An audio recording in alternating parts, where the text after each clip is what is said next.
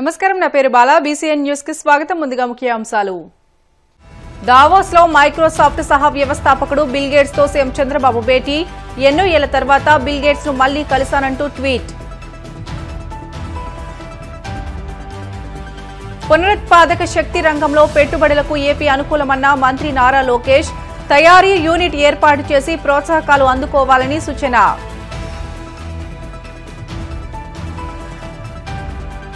జగన్మోహన్ రెడ్డిపై మాజీ ఐపీఎస్ అధికారి ఏబీ వెంకటేశ్వరరావు చేసిన వ్యాఖ్యలను ఖండిస్తున్నాం. డిప్యూటీ సీఎం పవన్ స్పందించాలన్న వైసీపీ ఎమ్మెల్సీ రఘురాం.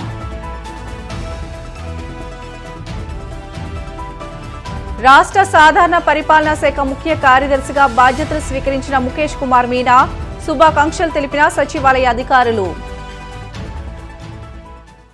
ముఖ్యమంత్రి చంద్రబాబు దావోస్ లో మైక్రోసాఫ్ట్ సహా వ్యవస్థాపకుడు బిల్ గేట్స్ తో సమావేశమయ్యారు. దీనిపై చంద్రబాబు సోషల్ మీడియాలో పోస్టు పెట్టారు. బిల్ గేట్స్ తో తొలిసారిగా 1995లో కలిశానని, అప్పుడు తమ మధ్య ఐటీ గురించి చర్చ జరిగిందని వెల్లడించారు. ఇప్పుడు 2025లో మరోసారి ఆయనతో సమావేశమయ్యానని, అయితే ఈసారి తమ మధ్య ఏఐ అంశం చర్చకు వచ్చిందని చంద్రబాబు వివరించారు. ఎన్నో సంవత్సరాల తర్వాత బిల్ గేట్స్ ను మళ్లీ కలవడం సంతోషం కలిగించిందని తెలియజేశారు.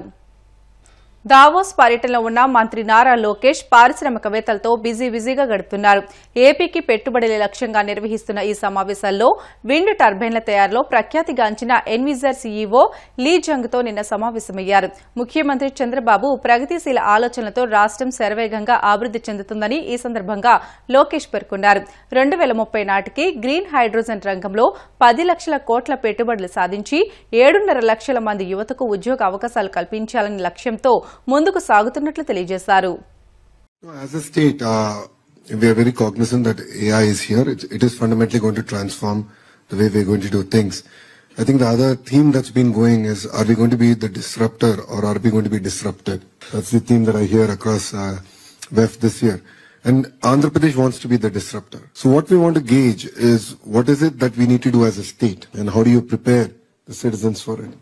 And how can we tap the power of AI? For our farmers, for our artisans, for our carpenters, for our electricians.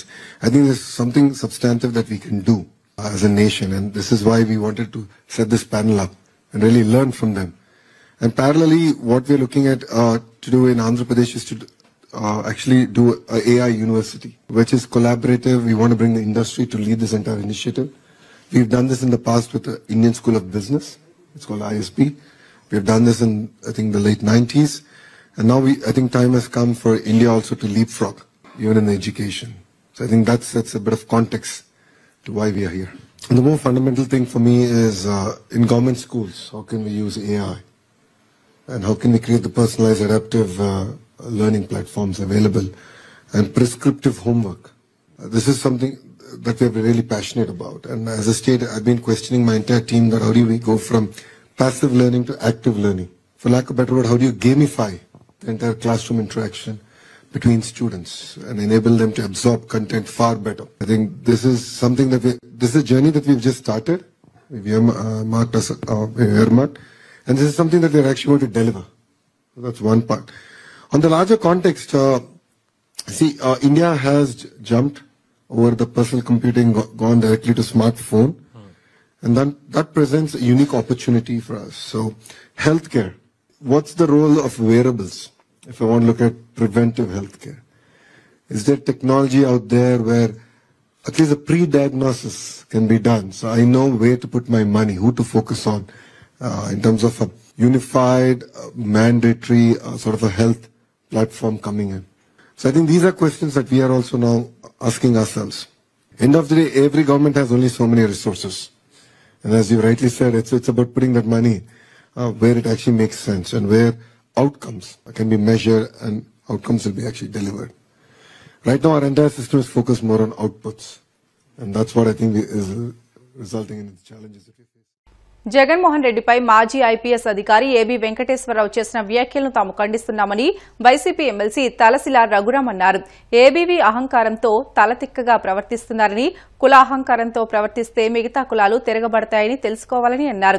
YS Rajasekhara Reddy, Jaganmohan రెడ్డిలు ఏనాడు కులం కోసం పనిచేయలేదని, కుల మతాలకు అతీతంగా పనిచేశారు కాబట్టే 40% ఓట్లు సాధించారని అన్నారు.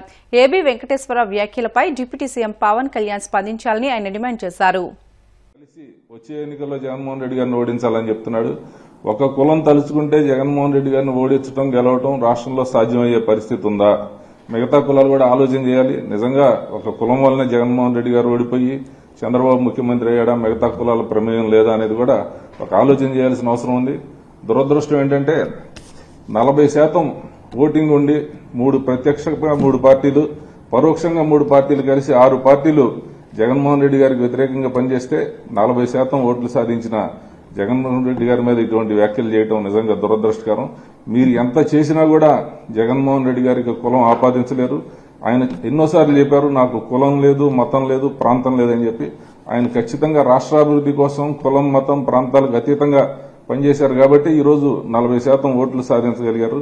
దురదృష్టకరంగా కృష్ణా జిల్లాలో ఇటువంటి వ్యక్తి పుట్టడం చాలా అవమానకరంగా భావిస్తున్నాం. ఎందుకంటే పుచ్చలపల్లి సుందరయ్య గారు, ఆయన సుందరరామిరెడ్డి అయితే సుందరయ్య అని పేరు మార్చుకున్నారు. కాకా వెంకటరత్నం, ఇలా ఎంతో మహానుభావులు పుట్టిన గడ్డ మీద ఇటువంటి వ్యక్తులు పుట్టడం అనేది దురదృష్టకరం కూడా అనుకుంటున్నాం. పవన్ కళ్యాణ్ గారు, మీరు గతంలో ఇక్కడికి వచ్చినప్పుడు ఒక కులాన్ని వర్గశత్రువుగా చూడొద్దని చెప్పారు.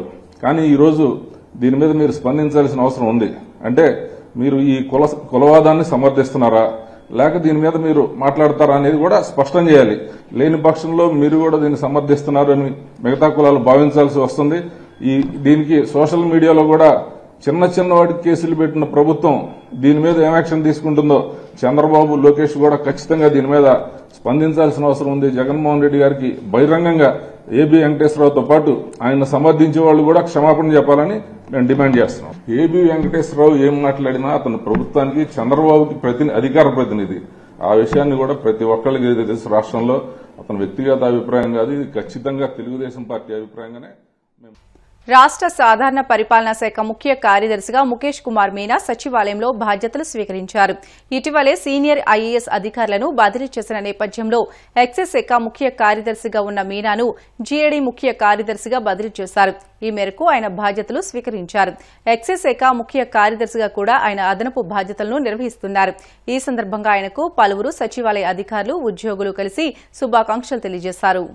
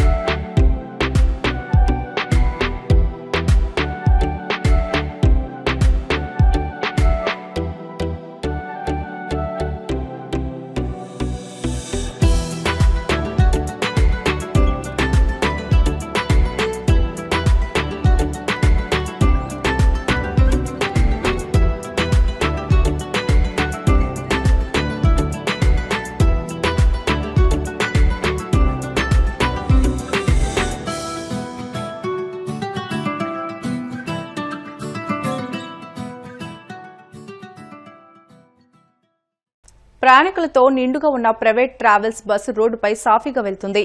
బస్సులోని వారంతా నిశ్చితంగా గాఢ నిద్రలో ఉన్నారు. ఇంతలో ఒక్కసారిగా భారీ కుదుపు. ఏం జరిగిందో తెలుసుకునేలోపు బస్సు రోడ్డుపై పల్టీలు కొడుతూ బోల్తా పడింది. బస్సులోని ప్రయాణికులంతా చిందవందరగా పడిపోయారు. ఈ ఘటన తూర్పుగోదావరి జిల్లా రాజమండ్రి దివాన్ చెరువు హైవేపై తెల్లవారుజామున చోటు చేసుకుంది. ప్రమాద సమయంలో బస్సులో 60 మందికి పైగా ప్రయాణికులు ఉన్నారు. ప్రమాదంలో 21 సంవత్సరాల కోమలి అనే మహిళ అక్కడికక్కడే మృతి చెందగా దాదాపు బస్సులోని ప్రయాణికులంతా తీవ్రంగా గాయపడ్డారు. వారిలో 28 మంది ప్రయాణికులు ఆసుపత్రిలో చికిత్స పొందుతున్నారు. రాష్ట్ర ప్రభుత్వ లక్ష్యానికి అనుగుణంగా క్షేత్రస్థాయి అధికారులు ప్రభుత్వ కార్యక్రమాలపై ప్రత్యేక దృష్టి పెట్టి పనిచేయాలని కాకినాడ జిల్లా కలెక్టర్ షణ్మోహన్ సగిలి అధికారులను ఆదేశించారు. క్షేత్రస్థాయి పర్యటనలో భాగంగా జగ్గంపేట నియోజకవర్గం, కెర్లంపూడి, జగ్గంపేట మండలాల్లో పర్యటించి ప్రభుత్వ కార్యక్రమాల అమలు తీరును కలెక్టర్ పరిశీలించారు.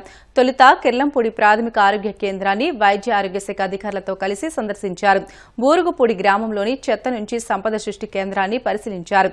జగ్గంపేట మండలం మామిడాడ గ్రామంలో లబ్దిదారుడు దాడి వెంకటేశ్వరరావు నిర్మించుకున్న గోకులం షెడ్డును పరిశీలించి రైతుతో మాట్లాడారు. రాష్ట్ర ప్రభుత్వం కల్పిస్తున్న సదుపాయాలను సద్వినియోగం చేసుకోవాలని పాడి రైతులకు ఈ సందర్భంగా కలెక్టర్ సూచించారు.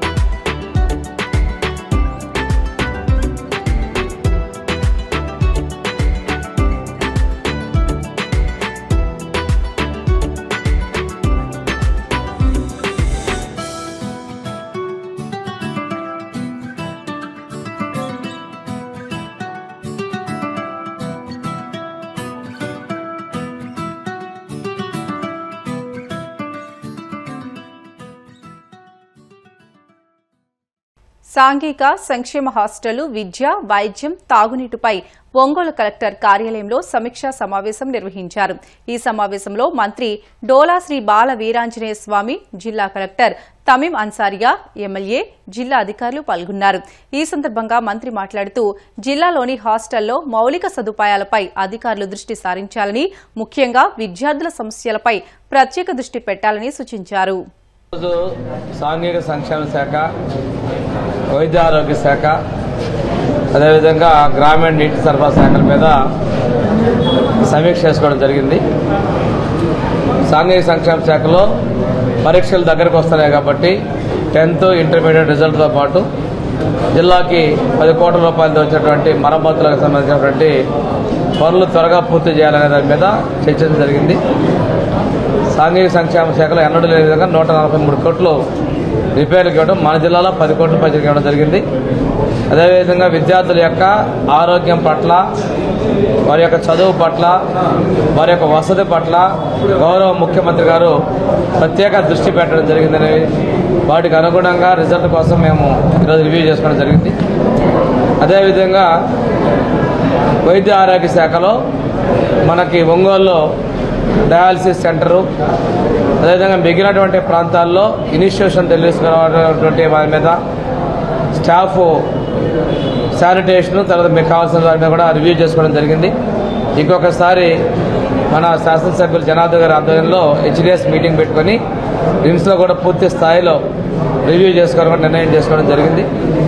ఇక్కడ maternal death, infant mortality rate ఇవి రెండు కూడా తగ్గించాలనే దాని మీద కూడా శ్రద్ధ పెట్టాలని చెప్పి ఆదేశించడం జరిగింది. రాబోయే కొద్ది నెలల్లో ప్రకాశం జిల్లాలో ఎప్పుడు కూడా తాగునీటి కష్టాలు ఉంటాయి. పశ్చిమ ప్రాంతాలు ఇప్పుడే బాగా 500 పైగా ఉన్నటువంటి లోతున్నటువంటి అడుగులు ఉన్నటువంటి బోర్లు నీళ్లు తగ్గిపోతున్నటువంటి ఆ ప్రాంత శాసనసభ్యులు చెప్పడం జరిగింది. వారికి కావాల్సినటువంటిది ప్రతి ఒక్క ప్రజలు కూడా సమ్మర్లో ఎటువంటి ఇబ్బంది లేకుండా నీళ్లు ఇవ్వాలనే దాని మీద కూడా చర్చ జరిగింది. ఈ సమీక్ష ద్వారా మనకు ఇంప్రూవ్మెంట్ చేసుకోవడానికి ముందుకెళ్తున్నామండి. గౌరవ శాసనసభ్యులు కలిగిరి ఎమ్మెల్యే గారికి, మార్కాపురం ఎమ్మెల్యే గారికి, నిజామాబాద్ ఎమ్మెల్యే గారికి, వైపాలెం ఇన్ఛార్జ్ గారికి, అదేవిధంగా డిఫరెంట్ డిపార్ట్మెంట్ నుంచి వచ్చి ఉన్న హెచ్ఓడీస్ అందరికీ కూడా నమస్కారాలు. సో ఈ రోజు ముఖ్యంగా 3 అంశాలపై రివ్యూ మీటింగ్ పెట్టి ఉన్నాము. ఫస్ట్ సోషల్ వెల్ఫేర్, రెండోది హెల్త్ డిపార్ట్మెంట్, మూడోది డ్రింకింగ్ వాటర్ పైన. సో ఈ 3 రిలేటెడ్ కూడా డిఫరెంట్ ఆస్పెక్ట్స్ పైన ఈ రోజు రివ్యూ మీటింగ్ లో అందరు హెచ్ఓడీస్ కూడా కావాల్సిన డీటెయిల్స్ తో పాటు వచ్చి ఉన్నారు. సో ఇప్పుడు మినిస్టర్ గారిని బులెటిన్లో షార్ట్ బ్రేక్ తీసుకుందాం. Stay with us.